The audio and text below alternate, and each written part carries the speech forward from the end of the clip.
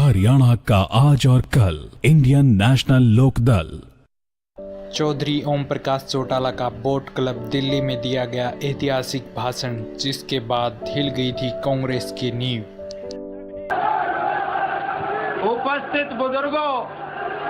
माताओं, बहनों, नौजवान साथियों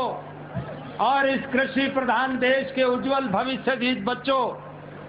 मैं आदरणीय चौधरी देवीलाल जी के और आपके मध्य में हाजिर रह करके वो जो आपको दिशा निर्देश दें और जिस उत्सुकता से लगातार 5 घंटे तक इस कड़कती हुई धूप में आप बैठे हुए हो, मैं बाधक बनना पसंद नहीं करूंगा। मैं भाषण नहीं देना चाहूंगा, बल्कि मैं सर्वप्रथम आदरणीय चौधरी देवीलाल जी का इस बात के लिए धन्यवाद करूंगा कि आखिरकार विपक्ष के सभी लोगों के उस आग्रह को उन्होंने मान करके आज के इस पवित्र दिवस को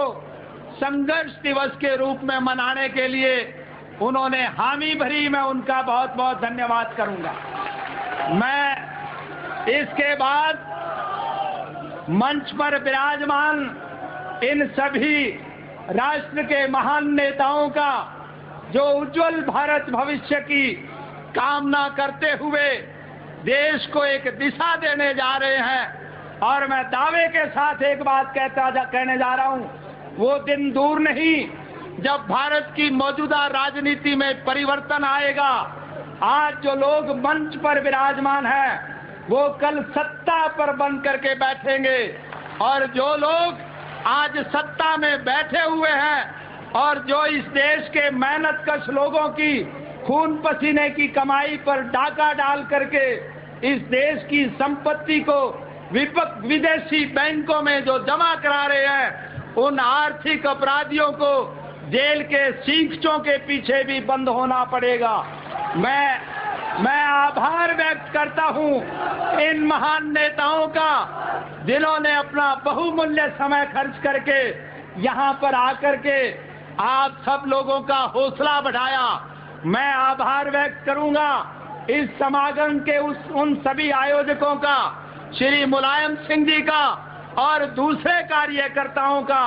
जिन्होंने लगातार परिश्रम करके भारतवर्ष का सही नक्शा हिंदुस्तान की बोट क्लब पर एकत्रित करके आज केरला से, तमिलनाडु से, मध्य प्रदेश से, उड़ीसा से, राजस्थान, बिहार, उत्तर प्रदेश, सभी प्रदेश के लोग आज लाखों की संख्या में, जिन्होंने इस दिल्ली के ऐतिहासिक बोट क्लब पर एकत्रित करके हम सबका आपस में समन्वय स्थापित किया। देश और प्रदेश के नाम पर अखंडता का नारा देने वाले उस राजीव गांधी के मुंह पर एक करारी शपथ मारी, जो देश तोड़ने का काम करता जा रहा है। मैं उन सभी कार्यकर्ताओं का आभार व्यक्त करूंगा, जिन्होंने लगातार 22 दिन तक अनथक परिश्रम करके देश में एक नया नक्शा कायम करने की कोशिश की। और मैं आभार व्यक्त करूंगा जनता दल के उन स्वयं सेवकों का, जिन्हें ग्रीन ब्रिगेड की संज्ञा दी जाती है, जिन्होंने इस सारे आयोजन को पूरी तरह से, अच्छी तरह से अनुशासन में रख करके शांति प्रिय ढंग से लगातार 5 घंटे तक इस सारी कार्रवाई को चलाने में अहम भूमिका निभाई है। मैं धन्यवाद करूंगा भारतवर्ष के इन लखोखा मेहनतकशों का, जो कन्याकुमारी से लेकर कश्मीर तक और राजस्थान के उन टीलों से लेकर के हिमालय की चोटियों तक बसने वाले सभी लोग जो आप यहाँ एकत्रित हैं, और जिन्होंने ये आदरणीय नेताओं के उस कथन को स्वीकार करके चौधरी देवीलाल जी के संघर्षमय जीवन से प्रेरणा लेकर के इस देश की राजनीति में परिवर्तन लाने का संकल्प लेने के लिए जो आप उपस्थित हुए हैं, मैं आप सब लोगों का आभार इसलिए भी व्यक्त करूंगा। प्रेस के भाई भारी संख्या में बैठे हुए हैं, ये जितने लोग यहाँ पर एकत्रित हैं, ये सब अपने साधनों से आए हैं, पैदल चल करके आए हैं, साइकिलों पे चल करके आए हैं, ट्रैक्टर ट्रालियों में बैठ करके आए हैं, रेलों में बैठ करके आए हैं। इन्हें लाने का काम जिस प्रकार से केंद्र की कांग्रेस पार्टी की सरकार किया करती है, इस प्रकार का काम नहीं। और ये मेरे कहने की जरूरत नहीं, मैं दावे के साथ एक बात कहने जा रहा हूं, ये विश्व की विशालतम रैली है। सुनने में आया है कि कभी चीन में माओ ने एक रैली की थी जिसकी संख्या 7 लाख थी। और मुझे याद है सन 1978 में स्वर्गीय चौधरी चरण सिंह के पवित्र जन्म दिवस को जब हमने किसान दिवस के रूप में मनाया था, 25 लाख की संख्या में लोग एकत्रित थे। आज अपना रिकॉर्ड हम स्वयं तोड़ने जा रहे हैं। आज की ये सभा उन दोनों सभाओं से विशाल है और विश्व के इतिहास में एक लामिसाल रैली है। मैं प्रेस के साथियों से एक बात कहना चाहूंगा कि दिल्ली के उस स्टेडियम तक आपको इंसानी सर दिखाई देंगे, तिल फेंकोगे जमीन पे नहीं पड़ेगा।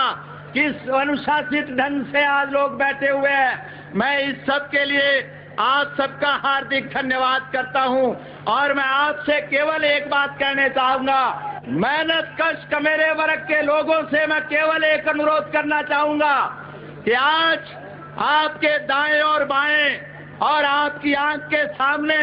ये जो बड़े बड़े महल बने हुए हैं, इन महलों में बैठने वाले लोग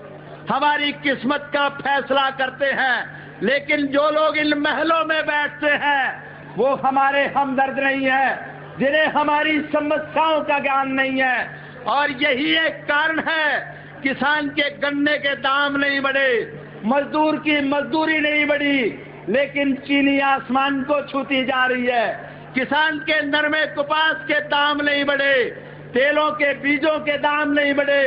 तेल के दाम बढ़ते जा रहे हैं, घी के दाम बढ़ते जा रहे हैं, कपड़े के दाम बढ़ते जा रहे हैं। मजदूर की मजदूरी नहीं बढ़ी, सीमेंट के दाम बढ़ रहे हैं, इंजन के दाम बढ़ रहे हैं, ट्रैक्टर के दाम बढ़ रहे हैं, मोटरसाइकिल स्कूटर के दाम बढ़ रहे हैं, खाद के दाम बढ़ रहे हैं, कीड़े मार दवाओं के दाम बढ़ रहे हैं। जरूरियात जिंदगी की उन सब चीजों के दाम बढ़ते जा रहे हैं जो मशीनों से पैदा होती है, और हर उस चीज के दाम कम होते जा रहे हैं जो हम अपना पसीना बहा करके